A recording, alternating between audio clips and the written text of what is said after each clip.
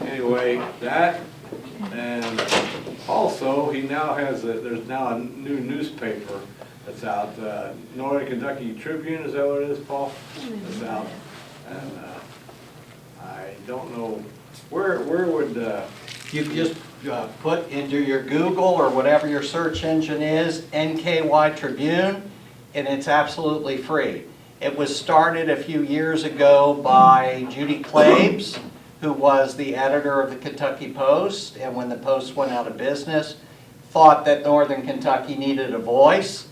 She hired a few people, and then she engaged some people as volunteers like me, and now that paper, it's totally free. Every day it's something different, 7 days a week. It is now gaining over 1.5 million unique hits. And by a unique hit, that means if Rob goes there once, that counts as a unique hit. Okay? So it's really coming into its own. And Our Rich History is every Monday, and it's about the regional history. And the most exciting thing is, we're getting ready for the 200th anniversary of Newport, Kentucky next year. And we've already begun a whole series on the history of Newport. And we've run 6 of them so far. So we're up to James Taylor. And so catch that if you can. I better shut up and let Dr. Tenkotte take over here, and might need a wheelbarrow. There you go. There you go. Thank you again. Thank you. For coming It's great tonight. being here. Winston Churchill is attributed to many different quotes. One of the quotes attributed to him is that a lie can make it halfway around the world before truth has the chance to put its pants on. Winston Churchill also said that the truth is incontrovertible. And he said that ignorance may deride it, panic may resent it, and malice may destroy it. But there it is. And so tonight we're going to take a totally different kind of U-turn that usually I don't do in my talks, and you probably don't usually see in talks, and goes against everything my 88-year-old father told me. And that was, he said, in society, when you go out with colleagues and friends and clients, and I guess clients became my students, never talk about 2 things. What are those 2 things? Politics and religion. And I'm very good at disregarding that when we talk about history, because history is about all of those things that we care about. And I'm sorry, this actually looks really cool when you have it on a screen like this. So I'll change it next time with white lettering. What it says is, with malice toward none, with charity for all, which comes from what? Lincoln's second inaugural in March of 1865. Shortly before his death, remember, in April. And so it's subtitled, Abraham Lincoln, Sarah Worthington King Peter, and Henrietta Scott Cleveland. And you're asking, who in the world were those 2 ladies? Because we often don't get the opportunity to discuss women very much in Civil War history. So the first thing we have to say, because if anything, what a great orator, what a great speaker Abraham Lincoln was, and what a great self-educated man he was. What in the world is malice? What does that mean? What's it mean to you? With malice toward none, the second part's a lot easier. With charity for all. What is malice? Meanness. Meanness. Hatred. Hatred. It's the little girl who fell down the rabbit hole. Malice in Wonderland. Malice in Wonderland. Other than the last answer, the other 2 are correct.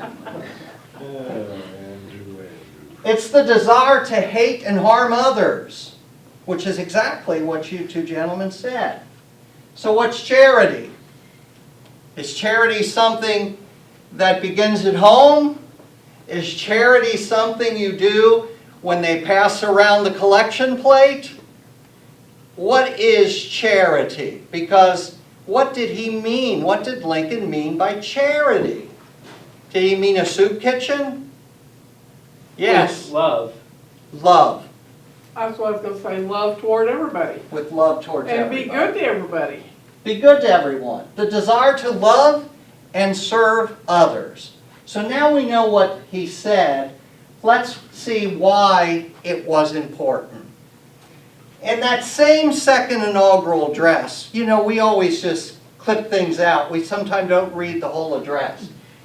In that same second inaugural address, Lincoln said of both sides, Union and Confederacy, he says, both read the same Bible and pray to the same God, and each invokes his aid against the other. It may seem strange that any man should dare to ask a just God's assistance in wringing their bread from the sweat of other men's faces. But let us judge not, that we not be judged. The prayers of both could not be answered. That of neither has been answered fully. The Almighty has his own purposes. If you read this, would you say that Lincoln was A, spiritual man, B, struggling with everything that was happening and the disasters, right, the horror of the Civil War, or C, was a church-going man who went every week to church, or D, A and B? D, A and B. So he wasn't, he didn't darken many church doors, right? We know that.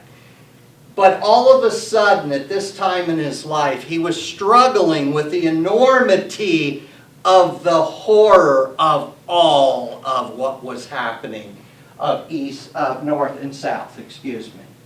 Now at another time, it's an undated manuscript, so we don't know when he wrote it. He said, the will of God prevails. In great contest, each party claims to act in accordance with the will of God.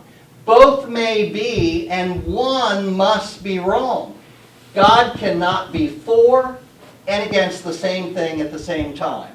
In the present Civil War, it is quite possible that God's purpose is somewhat different from the purpose of either party, and yet the human instrumentalities working just as they do are of the best adaptation to effect this.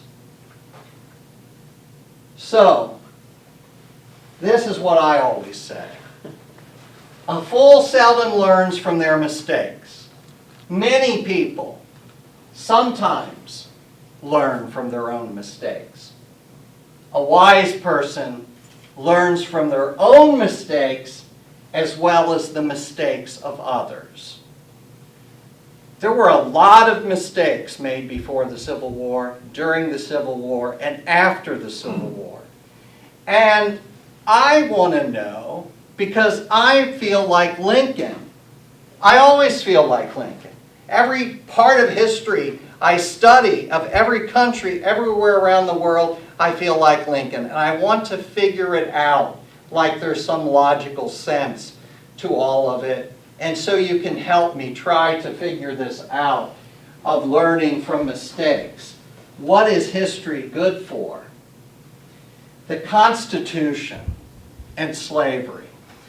A number of years ago, when I was a young, very young, wet behind the ears professor, I got a job at Thomas More College. My first job out, freshly minted, right? And they said, we need you to head up it ended up being 3 U.S. congressional districts. 4th congressional district in Kentucky, 1st and 2nd congressional district in Ohio, and it's called the National Competition on the Constitution and Bill of Rights. That's kind of a mouthful. But it was to celebrate the 200th anniversary of the Constitution, which was 1788, but then you throw in the Bill of Rights and so forth. So there's a number of years that we were going to celebrate. And the Center for Civic Education in Los Angeles came out with elementary school books and middle school books and high school books. And it was my job to go around and influence teachers that they needed to study the Constitution and then to have quizzes, and then there was going to be a competition in each district, and then a competition that would go to the states, state of Ohio, state of Kentucky, and then a competition that would go to Washington, D.C. We actually had a couple of our teams, McNicholas High School and Notre Dame High School, that went to Washington, D.C. So we studied the Constitution through and through like you all did when you were kids.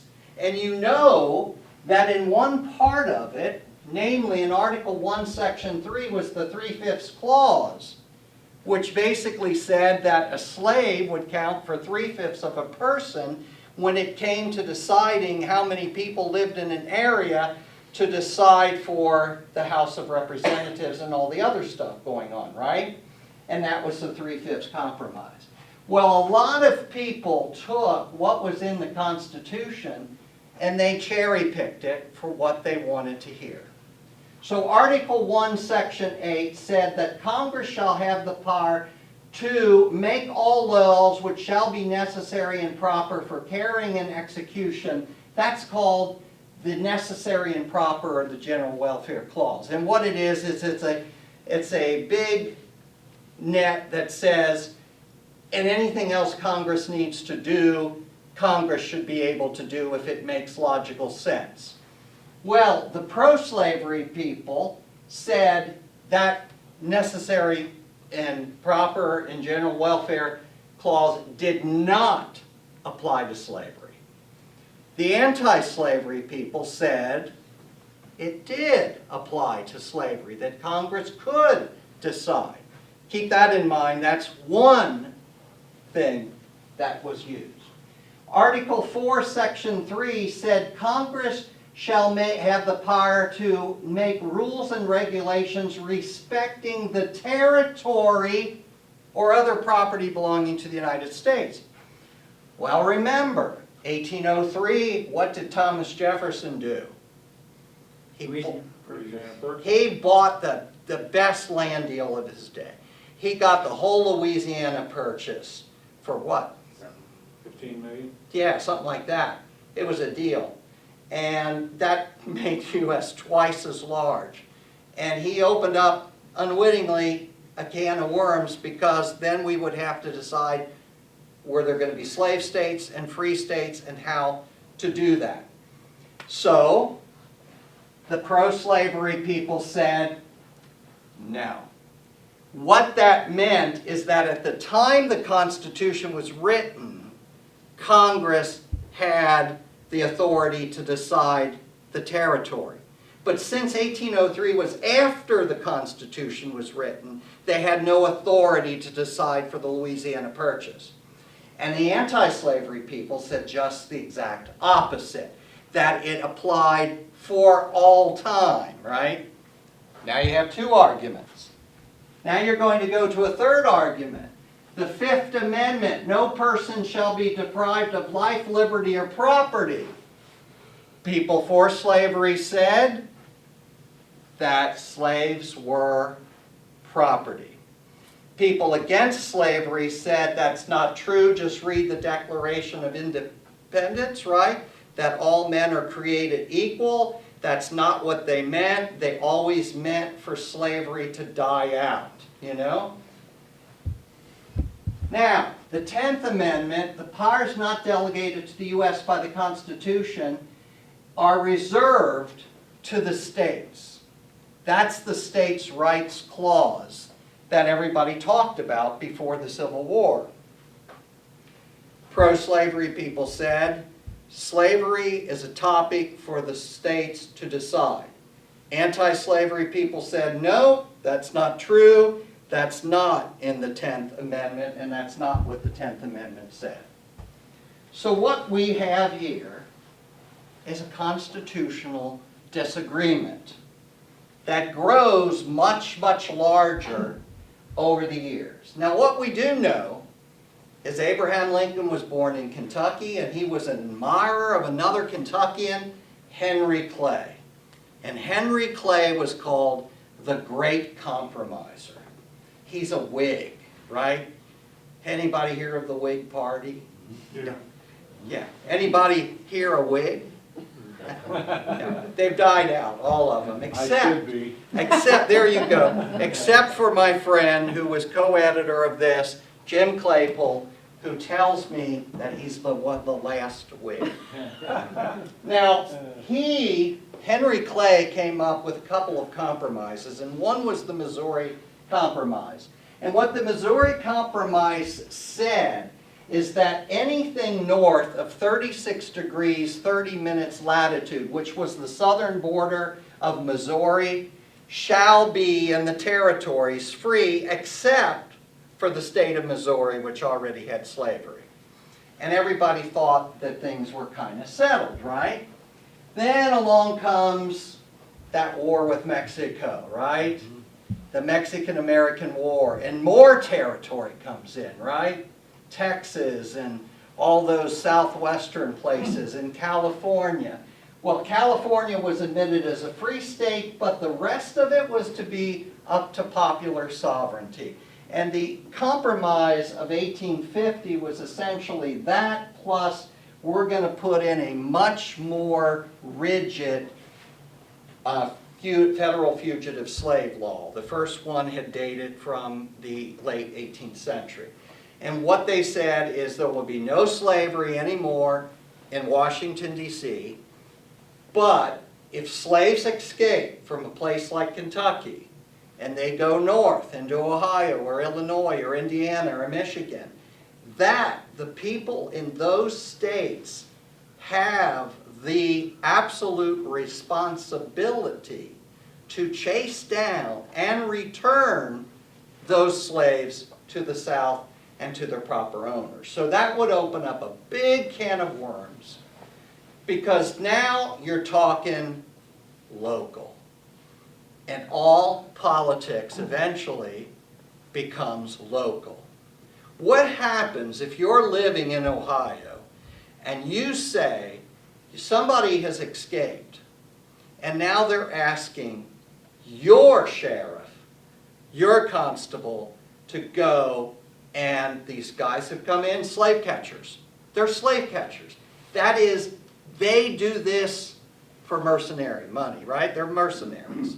They're going after the slaves, and they're going to bring them back to their owner, and then they're going to say, here is your slave, and by the way, you owe me, blah, blah. So what happens if you're against slavery, and now all of a sudden your tax money is being used to hire the sheriff, and the sheriff is now being used to do something that you don't want, and that is to send that slave back, that runaway, that freed slave, because he's free now, right? Back into territory. Now it becomes personal. Now it becomes your tax money. Well, what happens when all of this unravels, when that's all that politicians become interested in is whether they can get reelected or make a little money for their people? And it's been happening for hundreds of years, thousands of years. The first politician on the face of the earth must have succumbed to this, right? And one of those politicians was Stephen Douglas, the short little guy, which made it all the more weird to see him next to Lincoln, because Lincoln was unusually tall and Stephen Douglas was very short and stocky. And Stephen Douglas wanted some votes come his way from the South for the Kansas. He had presidential ambitions, and he engineered the Kansas-Nebraska Act.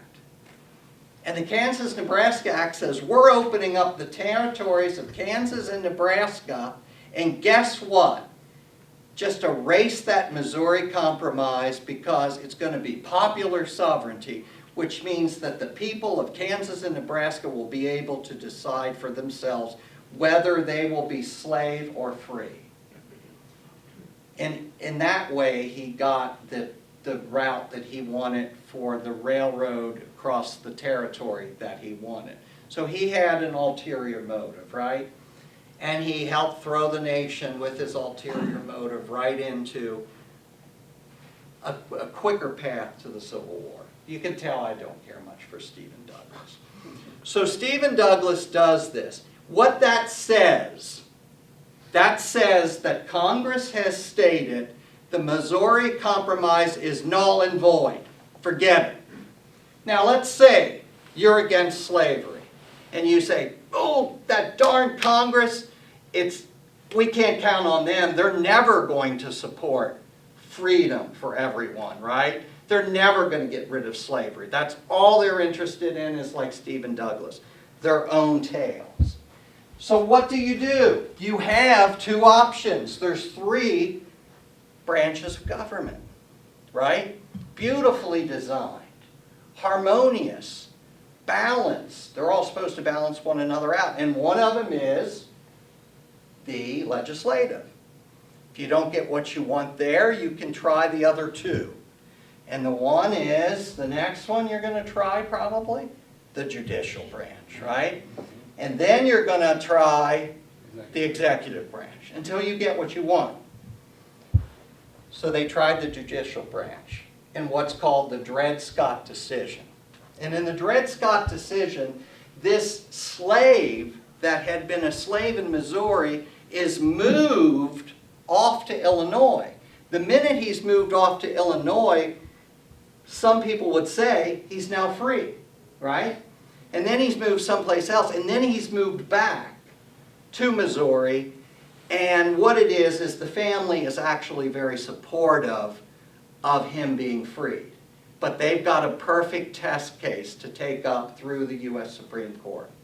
It goes up to the U.S. Supreme Court, and Roger Taney is the Chief Justice of the Supreme Court.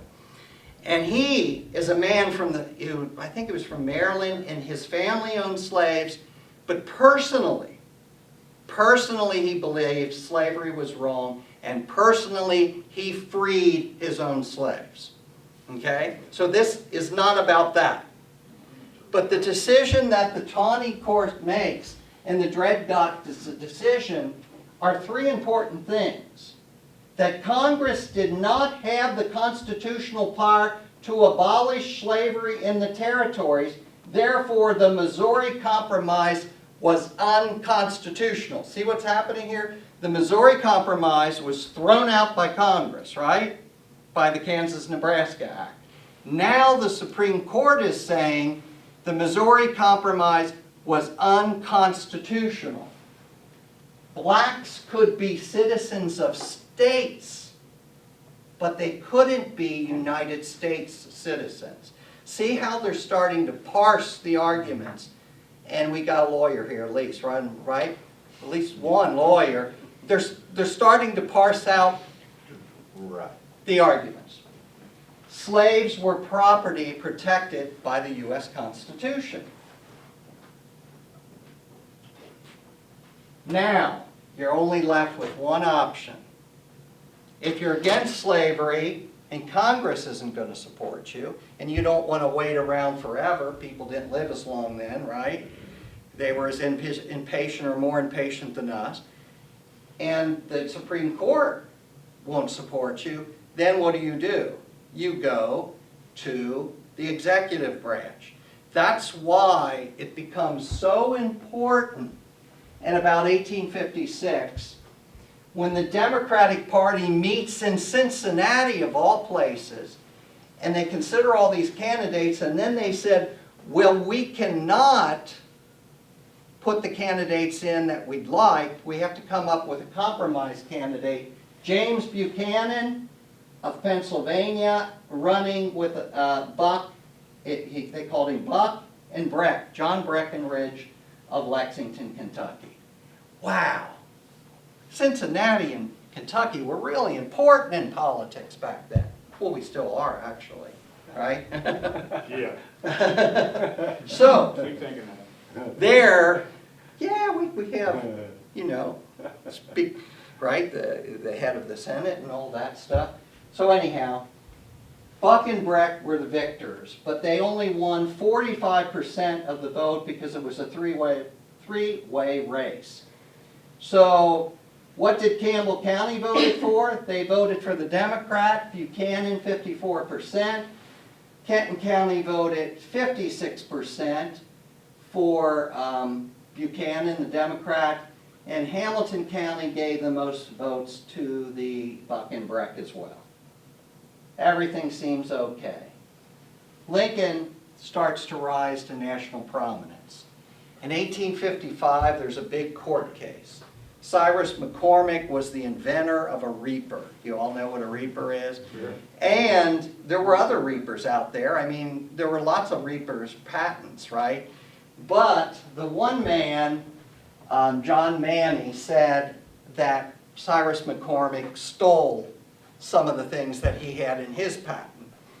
Well, they were both from Illinois. And John Manny wanted somebody from Illinois to represent him. So they chose this up-and-coming lawyer, Abraham Lincoln. Because of a change of venue, due to the judge who was in charge, it was supposed to be in Chicago, they moved it to Cincinnati.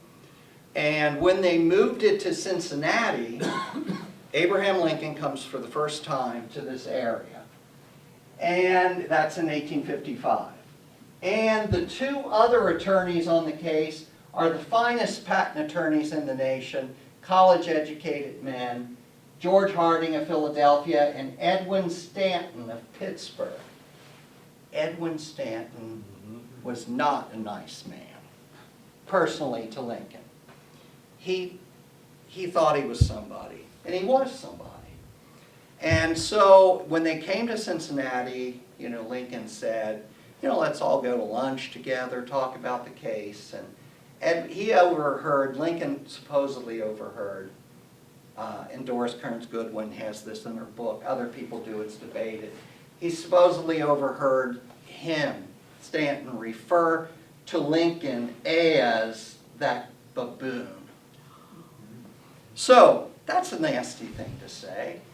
And they wouldn't meet with him. They wouldn't look at his brief they just totally discounted anything that Lincoln would have to say. And later on, Lincoln went back to Illinois and he said, there's a lot of college-educated lawyers coming up. I've got to do a lot more studying. I've got to get on my game here. And he didn't really take it, and in this respect, as Doris Kearns Goodwin says in her book, Team of Rivals, just when everybody thought that nobody could write another book about Lincoln, Doris Kearns Goodwin pulls it off because she is amazing, right? And what her book is about is how really Lincoln was one of the best politicians that we've ever seen. Because he didn't hold grudges. He wasn't vengeful. Maybe he really didn't understand malice because he didn't really have malice in his bones like some did. So he actually made Edwin Stanton, the guy who called him a buffoon, his Secretary of War. Why? Because Stanton was brilliant. And why wouldn't you want to have on your team a brilliant person? He also made Salmon P. Chase, who wanted to be president worse than anybody, and who was from Cincinnati and who defended runaway slaves pro bono. He also made him Secretary of the Treasury. He had McClellan, on his... McClellan would run against him, right, in 1864. These people were not like completely trustworthy, like on your side. But he figured, I need the best to win this war. Well, Senator Stephen Douglas and Lincoln go ahead and debate one another. The Lincoln-Douglas debates. The year after, there's a very important election for a new governor in Ohio. And the Democrats call in Stephen Douglas to make political speeches on behalf of the Democratic candidate all over. And guess who they call in? Well, the Lincoln Douglas debates had just taken. You call in Lincoln on behalf of the Republican governor, right? And there you have it. Lincoln visits the same two cities, Columbus and Cincinnati, that Douglas does. September 17, 1859, his second visit to Cincinnati, before a crowd of 4,000 people, he says, "I think slavery is wrong morally and politically. I desire that it should be no further spread in these United States, and I should not object if it should gradually terminate in the whole Union." Well, he stated it and he put it out there in the Lincoln-Douglas debates, and he put it out there many other times, and he stood by that. He couldn't see how it could possibly continue. In 1860, he becomes the Republican Party's candidate, and the only place that he wins locally is Hamilton County, Ohio. In Campbell County, Ohio, the Northern Democrat, Stephen Douglas, won 36% of the vote. In Kenton County and Boone County, John Bell, who was Constitutional Union Party, won. Now, if you notice, Lincoln actually only got about 40% of the vote nationwide, but he got the most electoral votes. There were 4 people running. Now, there is the vote for Lincoln in Boone County was 1. 1 person voted for Lincoln in Boone County. I love to give this story when I'm out Boone County. Those were the days of voice votes. They didn't have the Australian or secret ballot yet. So, along comes Rob Langendorfer and we say, "Who are you going to vote for?" He goes, "Lincoln." And everybody goes, That had to be either the stupidest person in Boone County or the most courageous person who ever lived, the 1 vote that Lincoln gets in Boone County.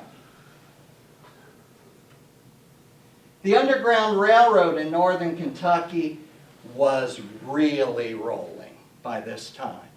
And Campbell County was a place where it was most, and we're going to have an article here soon by our friend Shirlene Jensen and the Our Rich History that's going to talk about one of those, Ira Root. If any of the 3 counties had more abolitionist activity in northern Kentucky than the other 2, it was Campbell County. Even people earlier on, like James Taylor, while they were not abolitionists, believed in gradual emancipation. They knew that slavery was an old-fashioned, out-of-date institution that didn't really fit American society.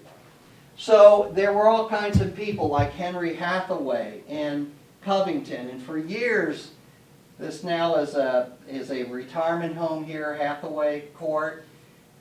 There used to be a home there, and Henry Hathaway supposedly secreted slaves off. You can never find, the only way you can ever find a smoking gun on an abolitionist that participated in the Underground Railroad is if after the war they wrote it down and had some kind of diary or book that said, "I did this." Otherwise you wouldn't know, because they were committing a federal crime. They were committing a crime against the Federal Fugitive Slave Act. They could be caught and they could be put in prison for it. Plenty of people were. So they were courageous, but they also operated underground. They had to. Henry Hathaway has everything but the smoking gun, and I really enjoyed looking him up because you can find that his attorney was Salmon Chase. You could find these other people that he socialized with, and who your friends are and who you socialize with and who signs your legal documents are pretty good indicators of who and what you were, and he was certainly an abolitionist. There were plenty of people like John Van Zant of Boone County. He was a slaveholder who who freed all of his slaves and then moved to Ohio and still was helping slaves, and he was caught. So we know that he was involved in the Underground Railroad. Harriet Beecher Stowe wrote Uncle Tom's Cabin. She lived in Cincinnati. There were a lot of people against slavery. So Lincoln is elected, and he's got to come in from Illinois, which means he's got to get first to Indianapolis, Indiana, and then he's going to take the railroad into Cincinnati. So a bunch of Cincinnatians go to Springfield, Illinois, and they officially invite him to stop and stay at the Burnett House in Cincinnati, which was the fanciest hotel. He comes by, and it's actually on his 52nd birthday that he's in Cincinnati. And he speaks to people here, and he meets especially with different groups. And when they meet him at the train station, they have this carriage, this white carriage, drawn by 6 white horses, and it had on it, now they just had added the 34th state, so they had to hurry up and make some flags with 34 stars, and that was bedecked with all these flags, and one of the flags fell off the carriage, and one of the horses tromped over it, so it got a little, snag in it, and this little boy goes over and picks it up, and he saves it. And years later, he gives it to the Cincinnati Public Library, and they've restored it, and it's on exhibit in My Claim to Fame. See, that's where the horses tore it. Mhm. And I got to touch it. In the glass. The Civil War begins because everybody knows where Lincoln stands on slavery. And Lincoln is the last resort. The Supreme Court's not going to be any help. The Congress isn't going to be any help. The only possible help for the anti-slavery people, the abolitionists, are Lincoln. So 7 states immediately secede. They see the handwriting on the wall. And a lot of the German immigrants around here supported the Union. Many of them would cross the river from Campbell County and Kenton County, and they joined up with the 9th Ohio Infantry, which was a volunteer infantry, and it was called the Turner Regiment because a lot of them were members of the Turners. And we all know, and have heard many times, late summer 1862, the attempt to come in, the Confederates to move in, and hopefully, as the plans were, hold the city of Cincinnati for ransom money of $15 million or so. And that, of course, never happened, thankfully, because the defenses were quite literally brought in. Squirrel hunters and others, right? This wasn't any greatly planned defense. It was a spur of the moment, gosh, we have to protect Cincinnati and northern Kentucky. There were lots of Confederate sympathizers in northern Kentucky, some of whom did not fare well. Henry Bruce, the Bruce, and his nephew, Eli Metcalf Bruce, they were arrested. The uncle was arrested. They went to his house in Covington and said, it's been nice knowing you, neighbor, you're going to prison. And so the opposition, it was touchy. I mean, it was even in Mary Todd Lincoln's family. Her sister, her half-sister, Margaret Todd, lived in Cincinnati, was married to Charles Kellogg. And they got out of the city at one point in time because they said they weren't very welcome in Cincinnati. Now, there's a lot of things that Jim Ramage and I agree on because I've always called him Gentleman Jim Ramage. He's the best person I've ever overseen because I was department chair. Jim never wanted to be department chair. He had better sense than me. So, but what we agree on is this. If there was a lot of debate of those wonderful Union people, those wonderful Confederate people, it got totally changed in this area by one thing. The September 1862 proposed attack, right, of Cincinnati. Because at that point, if you're a Confederate and the Confederates are outside here and they're going to come in and they're going to take your stuff and you're worried about your wife and children or your husband and children, all of a sudden it becomes personal. All of a sudden it becomes local. There was no way putting it off. A lot of those people would kind of quiet down, disappear, or be arrested. And so the thing that changed everything in this area and made it a Union stronghold was that 1862, proposed attack of the area.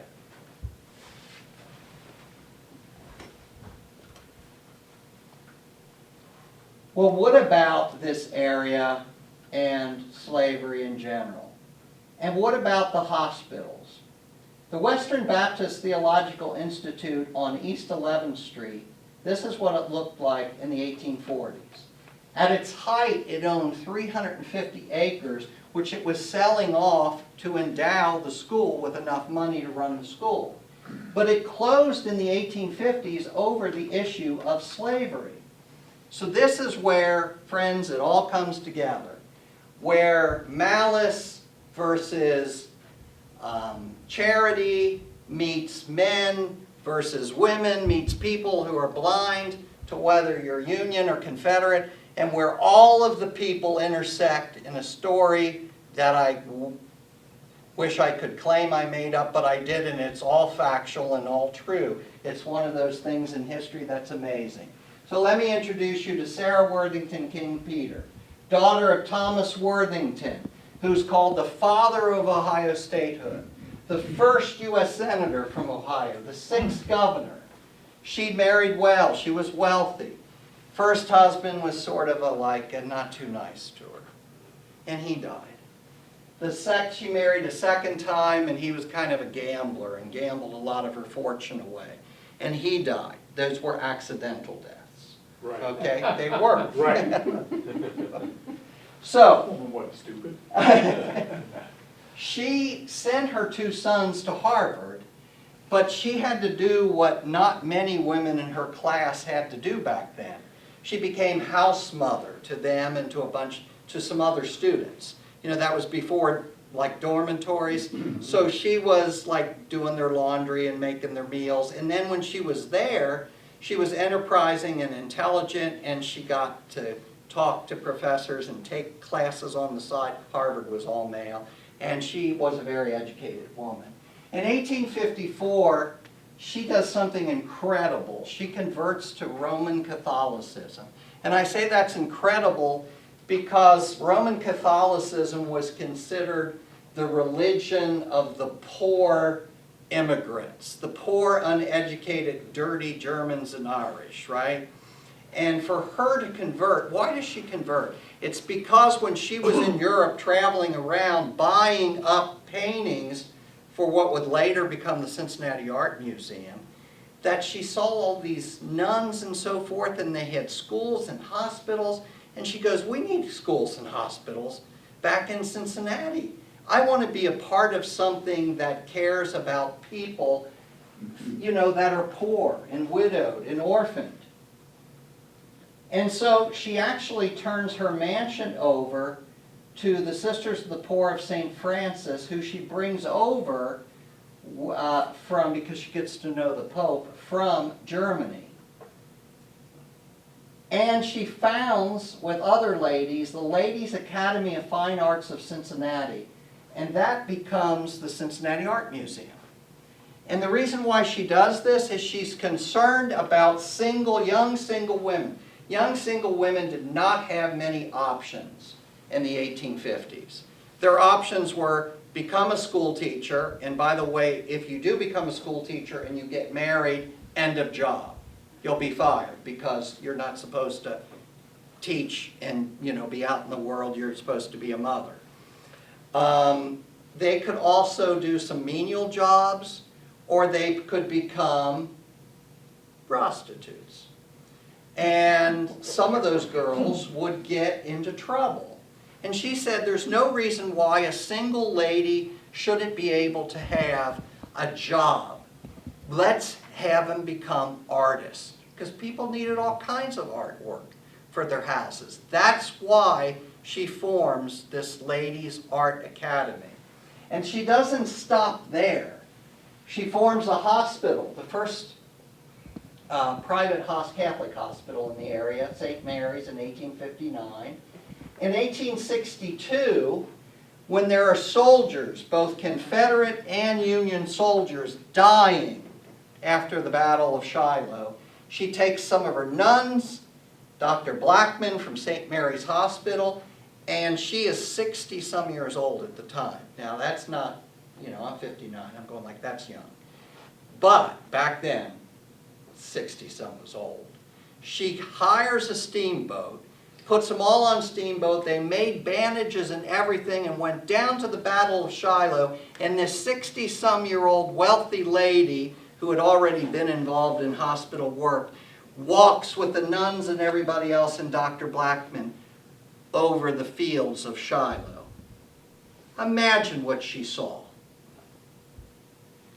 And despite what they were, Confederate or Union, they take them and they bandage them up and they bring them back to Cincinnati. Because Cincinnati had a lot of hospitals and they had a lot of Civil War hospitals. Going with her was Sister Anthony O'Connell, called the so-called Angel of the Battlefield. Then there was another lady, and I think she went with them, but I'm not certain. I need to look further into the records. And her name was Henrietta Esther Scott Cleveland. She was the granddaughter of Jacob Fowler, who was probably one of the first residents of what was then Newport. And then he became a Covington resident. He helped, his farm was purchased by the Western Baptist Theological Institute. And so in 1834, she married George P. Cleveland, and he died in 1839. The year before, their son, Charles, died at 2. When her husband died in 1839, Henrietta was 1 month pregnant with George Jr. And George would end up dying at age 11 in 1851 when he was at St. X High School in Cincinnati. And this is what old St. X Church on Sycamore Street looked like back then. And it had a little high school, and he was a boarder there. And she also converted to Catholicism because she wanted to help her friend, Sarah Worthington King people, help the poor, help the widowed, help all of those in need. So they hold a fair, and they raise money, and they open up St. Elizabeth Hospital, which by the end of the war was already taking care of children of working mothers during the Civil War. And then after the war, there were plenty of orphans. And this became a very integrated orphanage, as you can see from this picture, very early on. There was a lot of anti-Catholic feeling in America. So for these two wealthy ladies to do what they did was very almost strange. Well, 1863 comes along and everyone's saying, what can we do? Personally, looking towards the 1864 election, Lincoln said, I'm going to get beat, and I'm going to get beat badly, unless something happens. McClellan, his old general, was running against him. There were people running around saying, we need peace. Enough of this bloodshed. Whatever we need. Call it a draw. Give them what they want. Let's get out of the war. Let's stop the war. Well, he got what he wanted on July 4th of 1863. The two battles of Gettysburg and Vicksburg, which helped turn the tide of the war. And the man that also helps turn the tide of the war was General Grant, Ulysses S. Grant, who will leave it up to the person who knows more about Grant than any person to talk about Jim Ramage.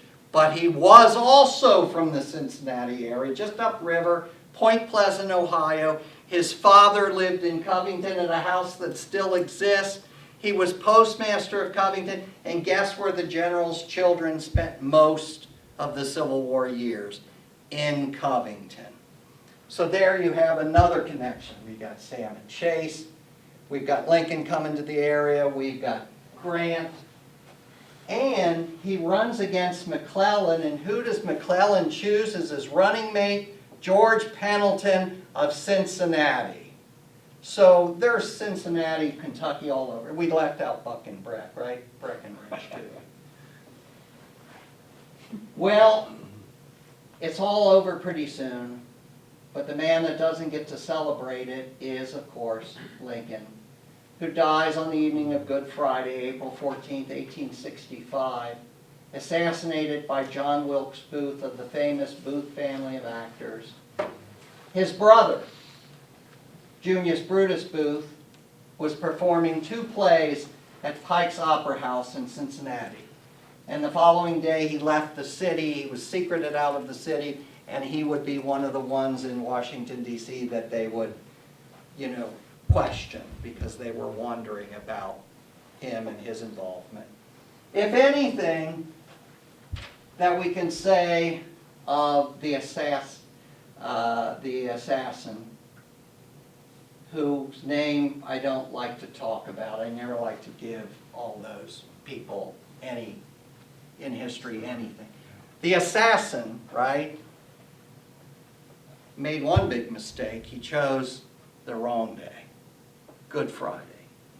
Because in the religiousness of the era, he would come to be seen as, right, Lincoln, the very thing that Booth saw him as a traitor. Now he would become to see as almost a Christ-like figure. What else was happening in 1863 where we left off? We have a story that's interesting. That little hospital in Covington, St. Elizabeth, that now is like this mammoth operation. A slave was dying in Covington, and she was a minister's slave. And Sister Antonio manages to go to the home of this minister. She finds a middle-aged enslaved woman called Henrietta in great distress. She's dying. The women's slave owner had no love of Catholics. He didn't want her to even pray, his slave to pray, because he felt that she had no soul, that she wasn't truly a human being. The nuns convince him, well, don't worry about the cost. We're going to take care of her. They take her to the hospital and they let her pray the way she wants to pray. And she's dying and she says, I've never been baptized. He never let me be baptized. And so they baptize her. And of course, it's a Catholic hospital, so back in those days, nowadays they have rabbis and everybody else at the same need, but back in those days, if you wanted to be baptized, you were going to be a baptized Catholic. So they baptized her Catholic. And so Brian Hackett of the university and I did some sleuthing. We found it in the intake books. We found her name. The name of the slave was Henrietta. And we said, how do we find the slave owner? Well, according to the census and city directory, there were 20 Protestant ministers in town. There were only 39 slaves in Covington in 1860. And there's only one minister in Covington that owned a slave. He was a Baptist minister. He owned a slave. She was in her mid-30s. That was the right age. And we found out his name was Thomas Fisher.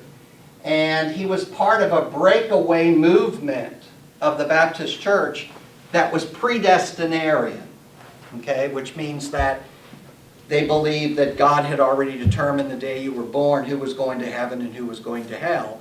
And that among those folks that certainly were not going to heaven and didn't have a soul were black people, particularly slaves.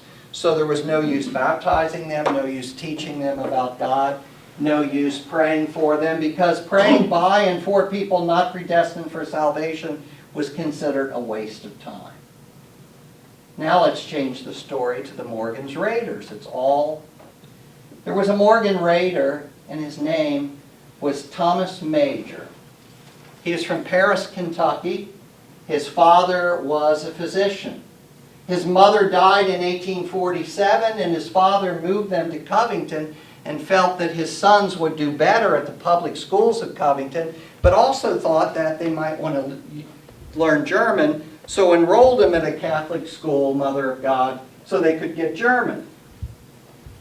When the war came along, Thomas Major joined John Hunt Morgan's Raiders. Boy, what a story. And he gets imprisoned in that 1863 raid that moves down to Blennerhassett Island. And he gets sent to a horrible prisoner of war camp called Camp Douglas in Chicago. And yes, the story gets better. He and a couple of other prisoners dig their way out underneath the fence wall of Camp Douglas, escape into Chicago, and who takes care of them but it's this one Catholic Irish guy and his family. They seem to be copperheads, which means they're those Democrats that just want the war ended, right?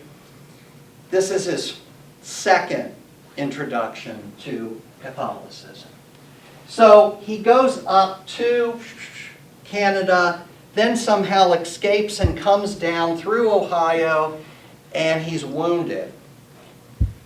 He had been wounded in that raid, and he needs assistance. And he stops in Covington, in Cincinnati area, and guess who takes care of him and nurses him back to health? Sarah Worthington King Peter and Henrietta Cleveland. The same women that it didn't matter, they visited jails, prisons in the area, there were lots of those, and hospitals, and they read to Confederates, they helped illiterate Confederates write letters home. It didn't matter if you were Confederate, if you were Union, these ladies exhibited what Lincoln said the world should exhibit: charity, seeing beyond. Didn't matter if you were white, didn't matter if you were black, if you were Union, if you were Confederate. They saw a need and they took care of it. He was so impressed, he converted to Catholicism and became a priest. We think, and Jim Ramage said there's one or two that became ministers of John Morgan's Raiders, but he's definitely the only one that became a Catholic priest. So now let us know about the Civil War.